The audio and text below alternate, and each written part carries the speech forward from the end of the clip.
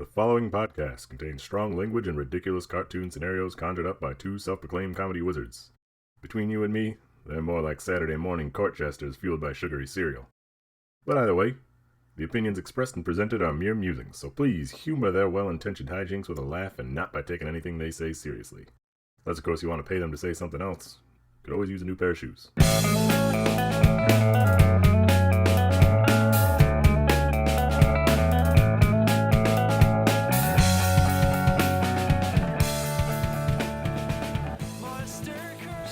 I'm just gonna go. Hello and welcome to ReviewParty.com. I'm Brent. I'm Matt. This is a show about reviews. It's on the internet. It's about reviews from Amazon, Google. Where else do we get? Yelp, TripAdvisor, Rate My Professor, Metacritic, Steam, Kohl's. And the point is, they're all funny. You ever looking at reviews for a product and that's pretty funny? Well, we read them. They're funny. And then we're funny afterwards for about 5 to 7 minutes. And then we read another one, if you want a full breakdown. And that is generally how it works. At some point, we will take a break and then go into a segment, too. It's a change of pace, a palate cleanser. There's going to be some sort of light production through the whole thing, perhaps theme songs, which I'm sure you already heard. Probably. There's all kinds of crazy stuff we got planned on this podcast. 103 episodes. We kind of know what we're doing by now. Who wants to start this one today? I wish we had a third party to actually ask that question to. Sure. Yeah, where's our producer? I want to start it because, my goodness, gotta get this one out of you? I gotta get this one out of me. I'm just gonna drop this on the table, and we're gonna learn something about both of ourselves. I think this is an Amazon review for the Rasta Impasta lightweight hot dog costume by Rasta Impasta. It's a flimsy hot dog costume. It's sort of just like a tube that you put yourself into. It's like a bunless hot dog costume. No, it has a bun. It's somewhat like the photorealistic print, they've got those.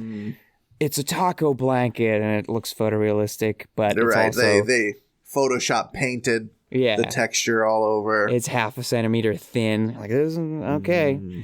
It can't take a bullet, but I guess it looks okay. It's one of those. John Hudson titles his review, "I do look like a hot dog, and so does my wife." John writes, "Now this is crazy. We were talking about having a hot dog festival at our church and were able to search on Amazon, and there it was at a reasonable price. I do look like a hot dog, and so does my wife. The costume has sleeves to be filled with tissue paper or some other similar material to fill it out. Actually, we have combined the hot dog costume with a car show to raise money for our homeless program." Now, I know you're thinking at this point, this seems quirky but fairly standard for a review. The last sentence. "We hope it goes well, and be sure to have a tasty hot dog sandwich soon. 5 stars. My eyes just bulged. Can you repeat the last sentence for me? We hope it goes well, and be sure to have a tasty hot dog sandwich soon." What is this, 1932? Come on, try the new delicious hot dog sandwich. Okay, thank you for bringing some levity to this, because I am having a crisis. Anytime someone refers to a hot dog as a sandwich, okay, I lose faith in so many things. What to you separates it from sandwichdom? Let's piece this apart as though a sandwich. Okay, this is difficult. I feel like I'm setting my own trap because I do think of an Italian beef or a sub sandwich as a sandwich, and Sure. Those buns don't have to be sliced all the way through. That's true. But that's true. You don't really.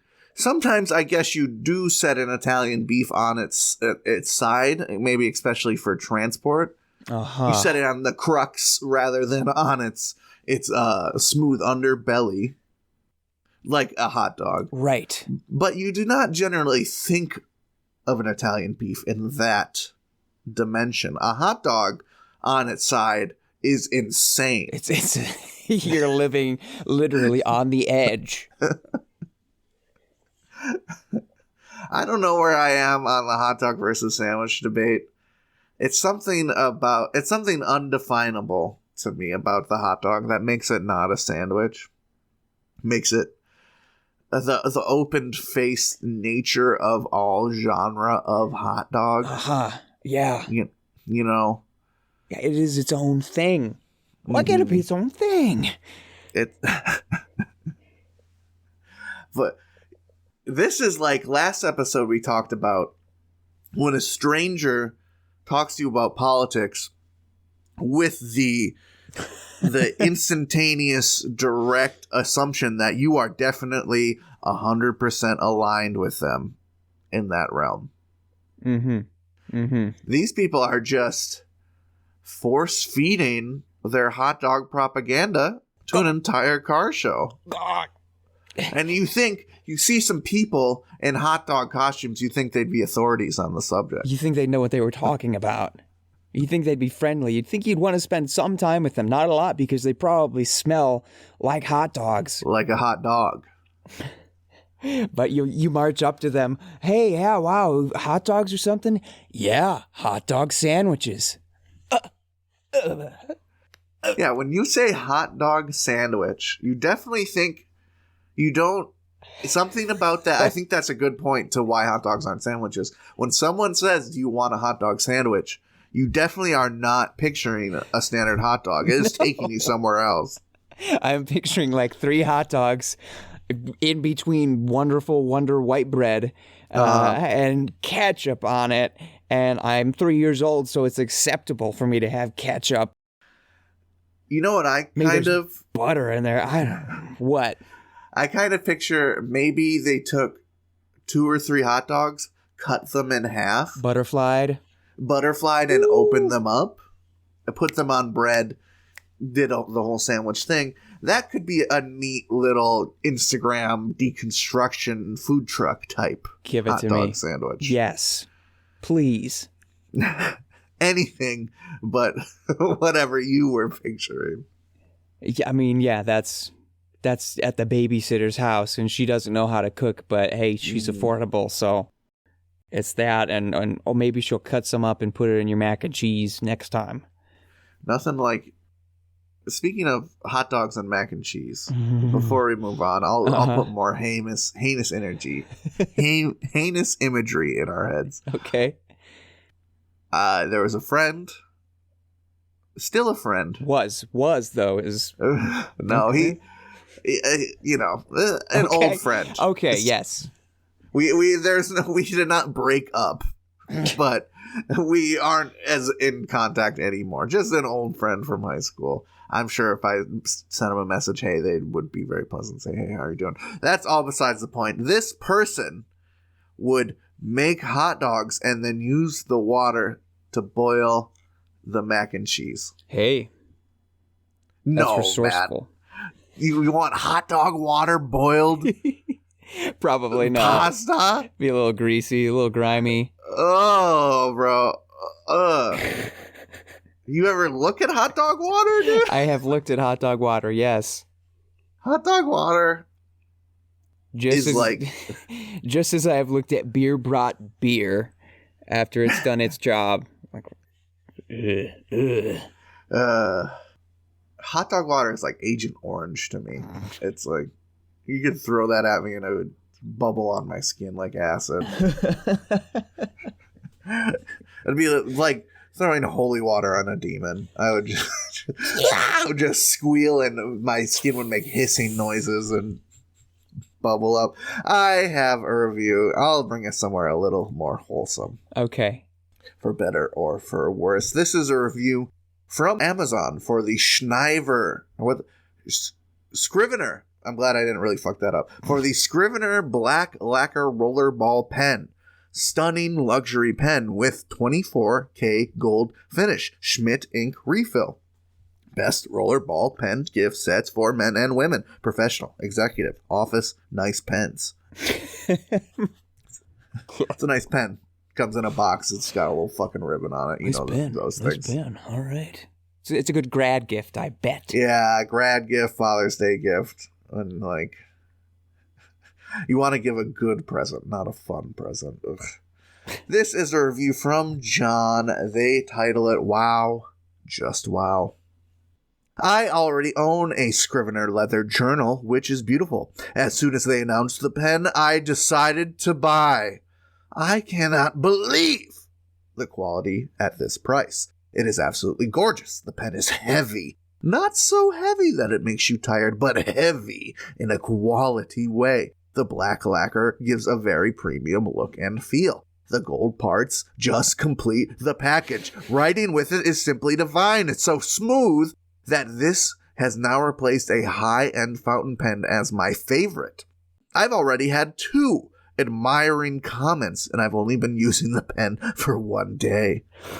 It comes in a gold and black gift box, which is very stylish. The pen sits on a layer, which can be lifted, and there's a spare refill tucked underneath. This would make a fantastic gift. I've bought pens costing hundreds of dollars that do not come near this in terms of quality. 5 stars. Huh. Huh. Wah. You know, I don't think you're meant to necessarily keep it in the gift box. And I don't think it's a feature that the spare ink capsule is beneath the little You the think little this tray. guy's down bad for some good pen customer service? I guess he's finding silver linings all over the place. Mm-hmm. You think he's reaching for things to ramble on about, to write with this new pen? So he's looking at every little nook and cranny of what he can blabber on about making this pen good. Yeah, ooh, it fits in my hand, and it's 4.5 inches long. Wow! When you click the little thing on the top, the pen comes out, and then you may write with it. Oh, ingenious. I don't know. I've given a pen as a gift. I have, because I've received a pen as a gift. And you wanted to get someone back for giving you such a shitty gift. I realize that sounds like I did it out of spite, pure pettiness. But it was just a dang good pen. Mm-hmm. It was super cool. You twist it, and it can go from black to red to mechanical pencil. Oh, yep. Which, that's all you need. A little of that 90s Exactly, with the little thumb slider. craft table technology into the fancy pen. Yes. It's like, where once I had cerulean blue and orange and purple and a chunky, awful-looking pen, now I've got a fine silver metallic pen. Oh, it's for adults, and it's all I ever need. All I ever wanted, all I ever needed was a pen that's fancy. My father is a postal worker. He works at a post office. He's done it all. He's carried, he's managed, and from him, I know the importance of a good pen in some lines of work. Sure. He is a stan of the astronaut pen, those mechanical pens that you can write upside down with and stuff. He buys those wholesale, baby. A little cracked out. So, and I kind of, maybe it's just the nerd in me and outside of me and all around me. I am just one big nerd that would prefer that kind of hyper practical, cool, techie type pen to one of these hoity-toity, fancy black lacquer jobs. Yeah, you don't need your pen to, look like it drives a Mercedes or something. Mm-hmm. Yeah, I'm not a lawyer. I think the only job where I think they could have a cool pen like that is a lawyer. Excuse me. I need to unlock my pen. Yeah, the lawyer takes the cool pen off the cool suit. It completes the package. But even a writer, like I picture a cool writer as sort of a crackhead gremlin using a broken Bics to scrawl out his or her intense, disgusting thoughts to later edit. I don't think a real writer could handle, it just would be a mismatch. You don't need that level of pretension. No. Right. Yeah. You kind of opened my eyes to this review. I just thought, like, this person likes pens a little too much, but... He does. John does. And I understand when you find a smooth writing pen and it doesn't, like, smudge or smear. I was like, whoa. Very important for a lefty as well. That I imagine. Yeah, lefties be having smudgy hands. I heard around these parts. What really got me about this review, though, was I've already had 2 admiring comments, and I've only been using the pen for one single day. Where is this wacko show-offedly using his pen? Is he a bank teller? Is he signing autographs? Is he writing graffiti on the bathroom stall in the men's room? He's waiting at the wing of the hospital where all the orphans get their casts, and since they don't have any friends because they're little orphans, he's signing their casts with a fancy pen, and they're like, hey mister, that's a cool cast. Sorry, a cool pen. I just realized I was doing the same stupid druggy kid voice from last week. It's a really good voice. I hope he makes an appearance every episode. That's a sick pen, mister. Thanks, kid. Would you adopt me? No, I'm in it for the pens. It's like the Mean Joe Green commercial, except the kid's excited about the pen and not the Coke. Yeah. Here you go, son. I've got 30 more at home. They all have nice boxes. Go make something of yourself. Pens. You got a review? Yeah, I do. I've got 2 Google reviews of 2 landmarks. Do you want the one that's...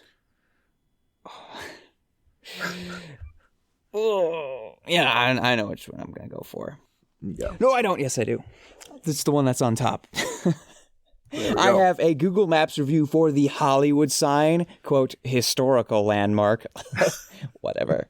This is a review from Sai Hussein. Sai writes, the iconic landmark that gets way, way, way too much attention. I like it too, but gave it only 1 star because everyone is going to give this 5 stars for nothing. Nearby residents like to complain how they are getting so much unwanted attention because of this landmark.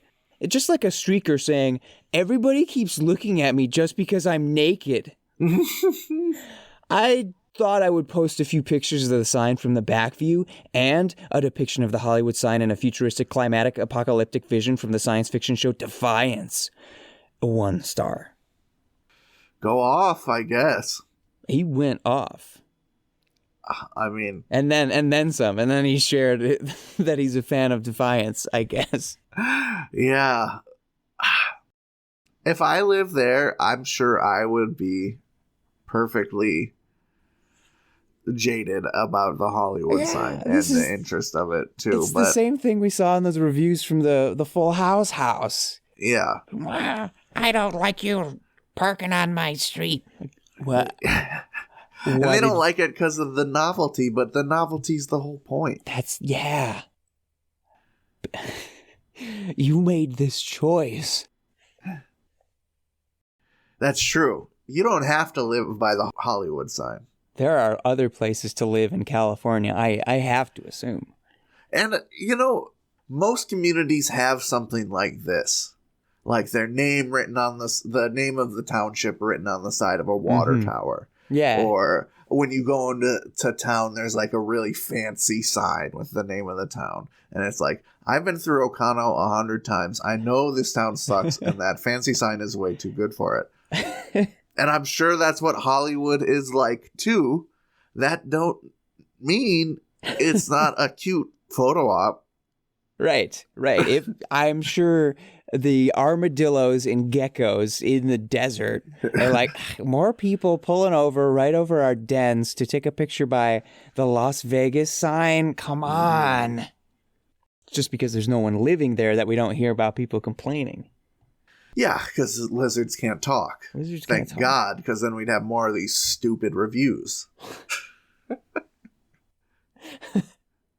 I'm just imagining Gex now. The Hollywood sign. I don't know what I need a whole writer's room of people to write the annoying shit that Gex says. Some awfully dated joke. You're right. Oh, this reminds me of Paul Newman's house in the 40s. Something like that. I think the thing that might bug me the most is this person in their their twilight years are gonna be telling people, oh, I used to live right underneath that Hollywood sign. Right. And they, in the quiet, the still hours of the night, they sit and they smile to themselves. They get a little giddy. They're sipping their tea and, oh, what thought just excited them? I live next to the Hollywood sign. Ooh, yeah. Lucky me, special me. Those people just don't like it in the way that I like it. They don't appreciate it. And then this person goes out and humps it or something. It's just, in the night, in a little burglar outfit with a big sack of something on their back and the old Batman mask tied around. Yeah. Just humping the O. First one, then the other, then the one in Holly. Right. Let's save that one for last. Watch out for the L's, though. All right, you touch the L's. You don't want an L. It says a little something questionable about your sexuality to the other sign humpers that are out there. Hey, you see John get all over the L last night? What was that about? Judgment among sign humpers. That's what we're talking about today.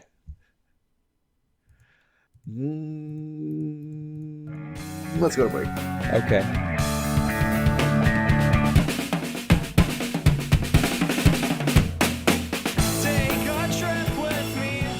Hey, everybody. Ooh, guess what? It's not the t-shirt ad. It's an ad read for a fellow podcast. Some people we like. You may have once upon a time heard of them before, but I'll talk about that in a moment. First, this. Man wants to charge his girlfriend $24 a night when she sleeps over. Oof. Oh, I didn't know you were going to react. Thank you, though. Vegan bride banishes meat eaters from her wedding. Ah! Woman makes $60,000 a year selling her dirty underwear online. Cha-ching. Oh. Check out The Brooke and Julie Show, where the sometimes happily married couple talk about the funniest news stories you probably missed. They scour the internet each week, kind of like Brent and I do, to find you the most hilarious, strange, and outlandish stories. Join them every Monday and prepare to laugh. Any platform you use, they are on it. Search The Brooke and Julie Show. Hey, Monday, Brooke and Julie Show. Tuesday, reviewparty.com. That sounds like a killer combo to me. If that sounded familiar, it's because it is the same Brooke and Julie from the Real Funny Stories podcast. Hashtag rebrand, baby. Hashtag risks and rewards. Go listen to them. Welcome to... Okay, settled. Take a seat. Take a breath. Take an ibuprofen. Ibuprofen. Welcome to the second half of the episode, and welcome to Upon Further Review. Next crack. That doesn't get a reaction. That doesn't get a reaction. It's lame. It's no one. No, it's not. It's old hat. It's bread and butter. That's what we're getting. It's biscuits bread and gravy. Breakfast. No, that was before. Okay. Upon Further Review is the segment where we talk about things we think we know about, or we really realize what we didn't know in the first place. Got it? Good. Cool. Today, we finish what was mentioned in a previous episode. The previous episode. Last episode, we talked about Florida Man. And I said, I probably read it in a Reddit article or something. I imagine that's how my voice sounds to everybody else. Probably read it in a Reddit. I just sound like Taz. That's not bad. Anyway, Florida Man. What is Florida Man? A Florida Man is the phenomena of all those strange news stories that come out of Florida that say Florida Man seen mouth jerking off an alligator. Yeah. Florida Man arrested while naked riding a dolphin. Right. It's Florida Man and then crazy news story. Crazy thing. There's a Twitter account at Florida Man posting the stories. People do a little meme thing where they look up Florida Man and then they put in their birthday and they see what news story was on that day. It's a thing. We all know it's a thing by now, but why is it a thing? We know it's a thing, okay? We know. We don't need to beat that dead horse. It's already dead. Why is it? I bet you're about to tell us why. I'm about to tell us why. I think I mentioned, not very authoritatively, but I think I mentioned probably has something to do with the laws, man. I think it's the laws in Florida. It turns out, little Jimmy, that it is indeed Florida's open records law, specifically titled the Sunshine Law, which is great. It's the Sunshine State, but it also means like the light is hitting this information. You can't hide it. Oh, Batman. Yes. Established in 1995, the Sunshine Law is kind of like an open records law. You know, there's open meetings rules for lots of states and governmental agencies, things like that. That's kind of what this is, but it relates to any document related to official government business. And that could include photos, emails, maps, and arrest reports, mugshots, details on crime. And like in Illinois, if you need to get your information from a governmental agency, you fill out a FOIA request. And you send your FOIA, your Freedom of Information Act request, to the FOIA officer. And they have to figure out if it's something that falls within the purview. And then they say, okay, it's going to take 2 weeks because I'm just one guy and I have a regular job too. He says, hey, is this for me? Is this for you? But in Florida, that stuff just gets like uploaded to the internet pretty much. Their arrest reports, their booking system is filed at the end of the day. So that becomes immediately available both to the public and reporters as soon as it's filed. And that means they can start writing stories about crazy people immediately because it's all open. There's no protections other than redacted information like victims or exact identities. Most of it's just there for the journalists to say, well, this is a weird story. People are going to click on the weird headline. Let me write it. It's kind of like a self-perpetuating thing. They know that people are going to click on strange things. So now they're just looking for strange things to write about. Yeah, and there's no red tape at all to jump through to write about these crimes, I'm sure. Not at all. And real journalists have to try very hard when writing about crimes to make sure they're not bumping into anything illegal. Right. And obviously crazy things happen in every state. There's crazy people everywhere. But yes, there are probably some additional just Florida things that make this exponentially worse. Florida very crazy, right? Florida's hot.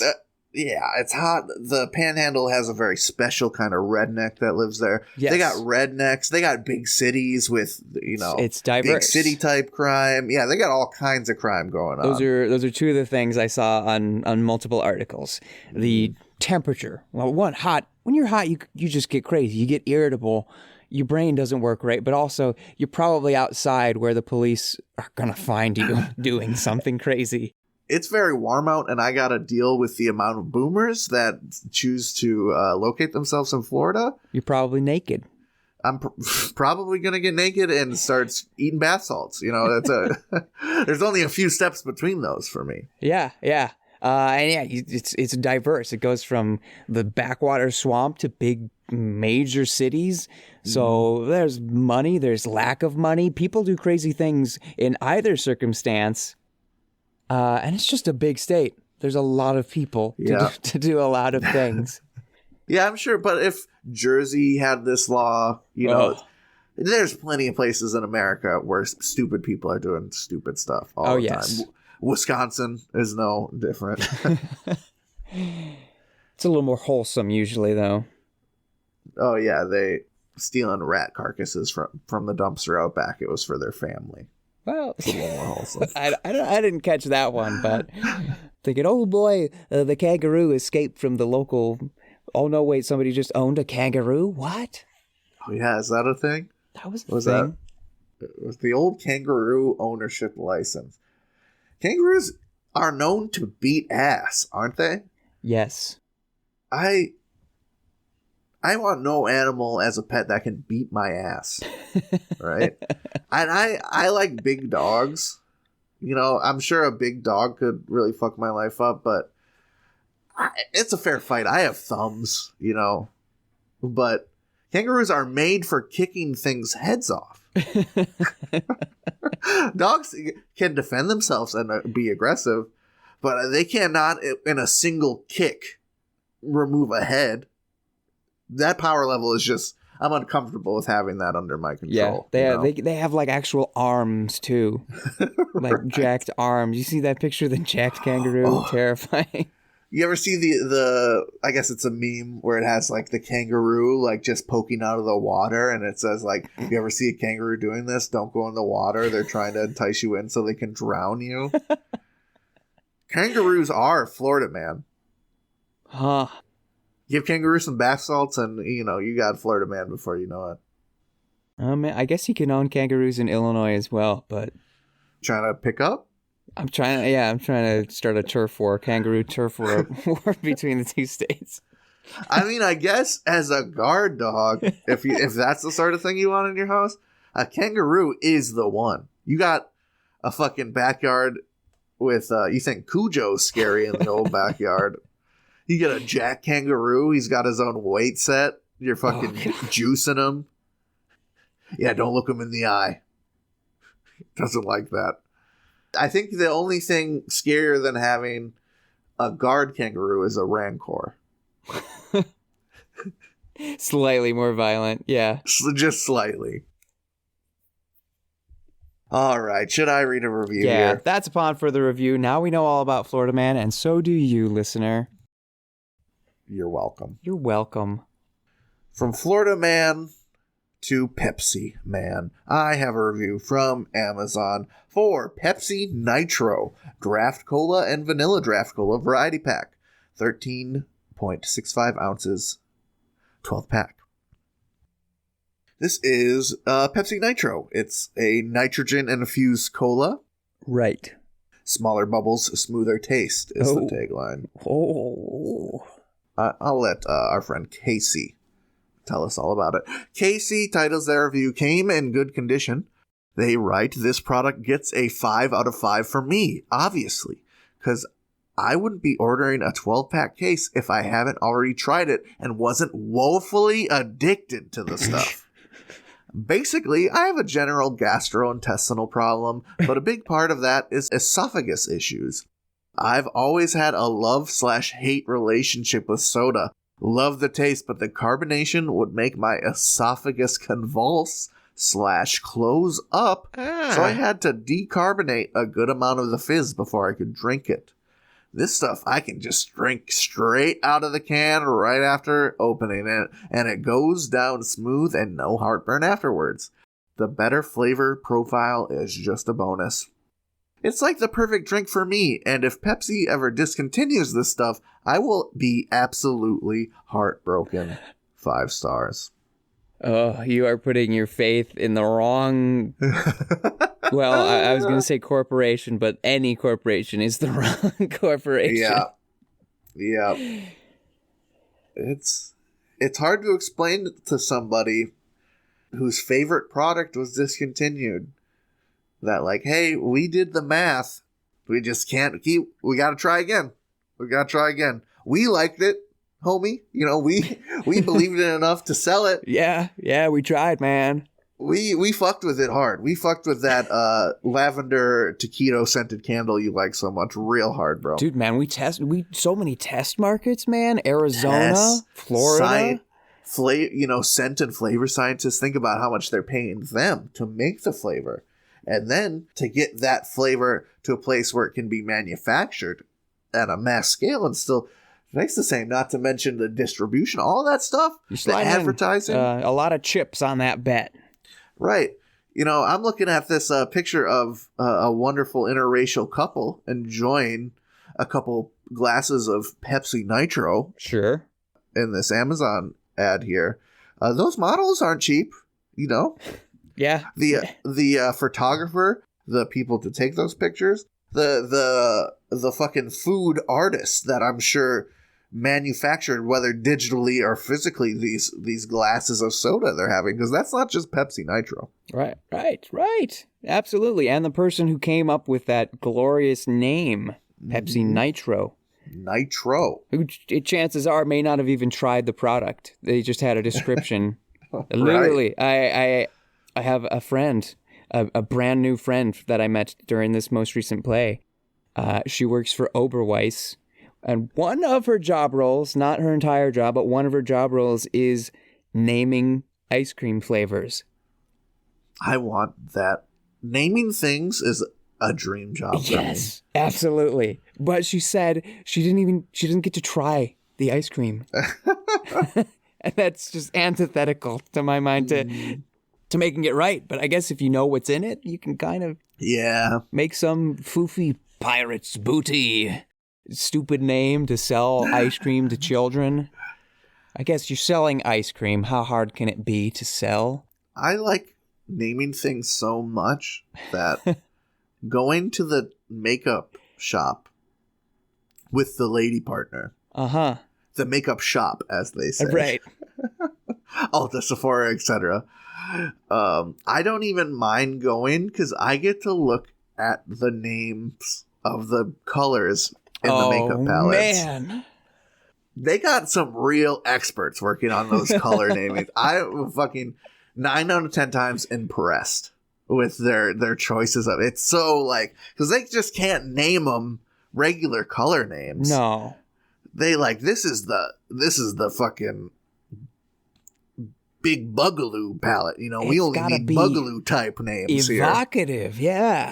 Yeah, this is the goth chick palette. We need names like vampire blood and this is ashen dust, grave dust, stuff like that. The theming, it's so fun to me. But Pepsi Nitro, dud name. I mean, it's pretty simplistic. It is what it is. It's nitrogen. Yeah, I mean, it makes a lot of sense for product. What do you want to say? Recognizability. You, as soon as you see the can and read the name, you're like, okay, this is Nitro Cola. Just like what's that fucking beer? I know you're the worst person to ask. Guinness, just like Guinness. Oh, okay. Yeah, Guinness does the. Right. They have the little nitrous pack in the cans and stuff. And they've got specially laser etched glasses that make the bubbles bubble up a specific way. Yeah. And I'm gonna say it. Just like Guinness is mid, Nitro Pepsi's pretty mid. I was looking at this review because I had a can of it in my fridge, which I was going to drink before the show for an energy boost. I did. And I gotta say, man, I am kind of disappointed I paid the premium price for a flat Pepsi. Oh, no. How did it treat your esophagus, though? It was so smooth and creamy. If you like that flavor profile in a soda, you'll love it. My fiance doesn't like carbonation. She generally won't or cannot drink very carbonated beverages. Okay. But I immediately sent her a picture and I was like, if you see this, you have to try it. So for, as described in the review, for people that don't like carbonation, this is insane. It is a gift from God. I actually can understand them being heartbroken if it got discontinued. But as a carbonation enjoyer, someone who loves their esophagus to be ravaged. Yeah, just rattled. I While want the enjoying bubbles a Ooh. Yeah. I wanna feel like I'm dying when I drink a soda. Not for me, but it is interesting that I was both disappointed while drinking it and very excited for my fiance that she could enjoy soda on the same level I could. That's called perspective. You bet. Smaller bubbles, smoother taste, TM. Do you have a review? I do. I have an Amazon review for a DVD of The Graduate. Okay. Which Amazon, you know how sometimes Amazon says buy and it lists the lead actor. Mm-hmm. And that didn't happen in this case. Somehow it's clearly The Graduate, but Amazon has it listed as Graduation DVD. Classic movie, and they have the name wrong. Anyway, you think they'd have somebody on that? You think they'd have someone to somebody. approve this stuff? How did that? How? Anyway, Eric Bender titles his review, "At first, I was cringing all over." Eric writes, "I realized Ben's father wanted him to ask Elaine out. Elaine's dad told Ben to go sow his wild oats, which of course does not include his daughter. Mrs. Robinson may have been running a cock block over her daughter. Think about it. The fathers were not on the same page. So the kids win in the end. 5 stars. He's really reading a lot into it. Yeah. Trying to find a loophole where it's not. Have you seen this movie? I've seen bits and pieces of it on TV, and Very I've seen much the the same. scene. The scene being... The boobies. Oh, there's boobies? Isn't The Graduate the one with Phoebe Cates? Okay. Phoebe. Goodness, no. What's that one? It's The Graduate. That is Fast Times at Ridgemont High. No. The Graduate is, "You're trying to seduce me, Mrs. Robinson." A young I know Dennis that one. Hoffman. Does Phoebe Cates not come out of a pool up to No. Dennis Hoffman? Yes, she does. No, she comes out to, what's his name? Judd Reinhold, I believe. I'm looking at Phoebe Cates' Wikipedia. I thought you were gonna It is say- Fast Times at Ridgemont High. Okay. Yeah. Why does those scenes look the same? Anyway. Probably Forget my ignorance. your youthful mind and seduction and Yeah, and all that. any sort of my dumb child brain, like, movie with boobies in it. They all Right. fucking categorized in Right. the same spot. Dennis Hoffman ogling the older woman and Yeah. Judd Reinhold, imagining Phoebe Cates getting out of the pool. Anyway, Right. Are you trying to seduce me, Miss Robin? Yeah. Her leg is in the screen. Yeah. Yeah. What yeah. a weak cinemaphile am I? I mean, I haven't seen it either, but I've seen it enough to know. I mean, I'm sure you've seen that the final scene, maybe just like the last seconds of the movie, because technically the final scene is him in the church, which they parodied in Wayne's World 2. He's banging on the church window. Don't do it or whatever. I love you. And then they run off out of the church. They're fighting everybody, and they leave the church and jump on the bus. And, there's the scene, them on the bus, and they're smiling. And then Dustin Hoffman's smile just kind of, like, evaporates. Oh. So do the kids really win in the end? Right. He thought he got what he wanted, but as soon as he got it, maybe not. Maybe not. Let's see if I can not. find a picture of that. Dustin Hoffman. Dustin Hoffman. I'll just Bus look at Dustin Hoffman face. all day. Old Dusty. Well, Dusty Hoffman. If I was Dusty Hoffman, I would have been in movies too. Because I would have been handsome. yeah, as a young man, boy, Dustin. They would have said, "Hey, you want to be in Midnight Cowboy?" I would have said, "Yeah, I bet I'll do pretty good in that." Yeah, on account of my I made a handsome face." mistake by Googling Dustin Hoffman bus face, because apparently there are 2 very iconic scenes of Dustin Hoffman in a bus. In a bus. One in which looks, he's dying. the man looks good in a bus, bro. I'm looking at the face right now. His wife is looking at him. Yeah, and he's like, he's kind of disassociating. I think he's got that face like he just farted, and she's like, "Did you really just do that?" And he's like, "I thought we were married. Now we could do this." And because she's looking at him, he's not realizing maybe he won't be happy. Yeah, he he's can't like, fart. I didn't think this is what I was getting myself into. Jesus. Jeez, I thought we were in a sort of a fun fart relationship here. You know, not an open relationship, but an open butt cheeks. A loose sphincter type relationship here, all right? Yeah. When is the appropriate time to start farting around your newly married partner? Honey, do you start experimenting with that sort of thing in the honeymoon? I mean, a lot of people do it during the dating phase. The dating phase? I'm engaged and I'm still kind of... I avoid it if I can. I avoid it like the plague. Yeah, it's like... I don't know. There's certain friends I have a fun fart repertoire with. A good rapport on the... Yeah, there's an unwritten rule that, hey, we like to fart and laugh at it. But that's not, I wasn't raised like that. That's not a contract I like to breach. Yeah. Just maybe out of Midwestern politeness. I guess that's it. Yeah. I don't know. I guess, but is that what the honeymoon's about? Getting comfortable with each other's parts? The good and the bad? If you haven't done it by that point, I guess that's the time. That's the time. It's, all bets are off.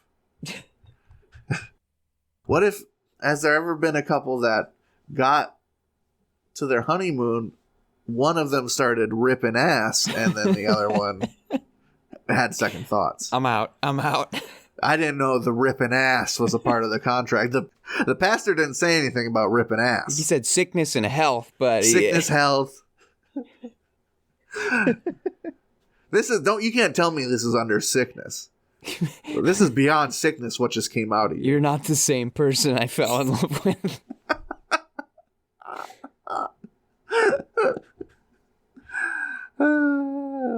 Juxtaposed. You, juxtaposed between thine own flatulence, has become a new person. I'm calling my mother. I'm calling my mother. I did not know I was betrothed to a flappy-cheeked marauder. You have the manners of a Visigoth. A Visigoth. This has been ReviewParty.com. Thank you for joining us. I hope you had a great time this week. I know I did. I did not agree to hear your farts. We got new episodes of this Farty Party podcast every #Tuesday Reviews Day. We would love for you to join us. For the first time, I gotta look at my notes about what I'm supposed to say. If you'd like to send us an absurd review to meme and or muse over, please send an email with a hyperlink to reviewparty.com@gmail.com and include your name so we can throw you some credit. Hey everybody, welcome to the super secret science faction. It's a tiny upon for the review because I just remembered something. The reviewer from the tub reached out on Instagram after he listened to last episode, and he confirmed it is in New Jersey where people pump gas for you. But you don't have to tip. Praise be. Better not. Better not. Super secret science upon further review. Hey, if you want to reach out to us on Instagram like the tub reviewer did, you can do so by finding us on Instagram @reviewparty.com or on TikTok @reviewparty.com or on Twitter @reviewpartypod. Hey, that's not your jam? Okay, that's fine. You can go to reviewparty.com, which is our website, which houses every single episode, all of the blog posts, the shop, the sign up for the newsletter, various clickable things if you're willing to click. Beautiful.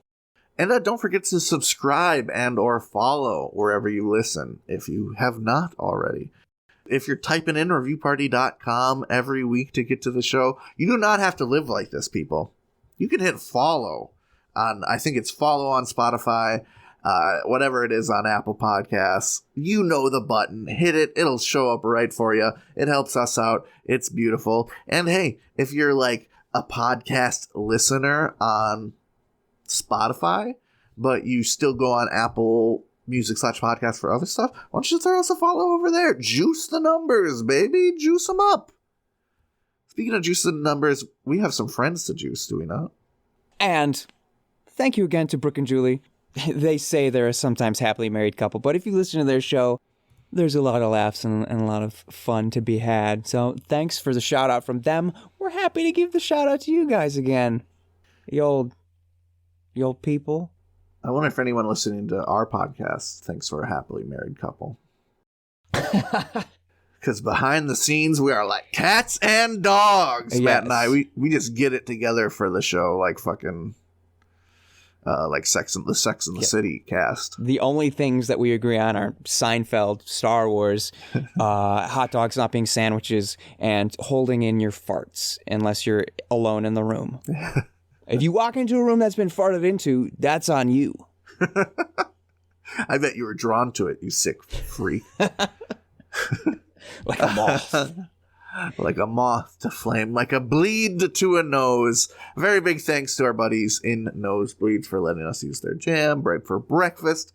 You've heard it throughout the episode. You can hear that song, that awesome song from them, and a bunch more awesome songs on their Spotify. Search Nosebleeds, one word. I have a review to finish us off here, Matt.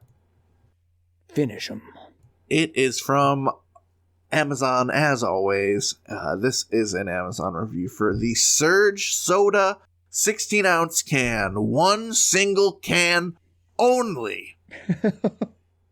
This is a review from, and I will say, I walked away from this review with no intention of giving this tomfoolery a platform.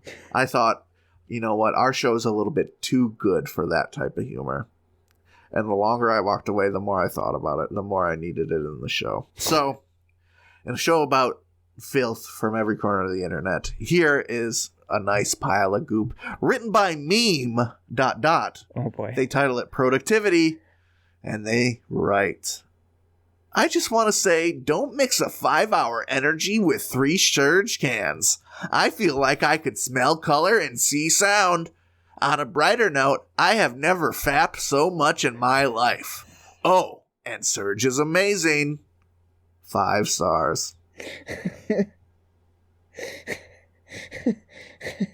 And that is a brighter note.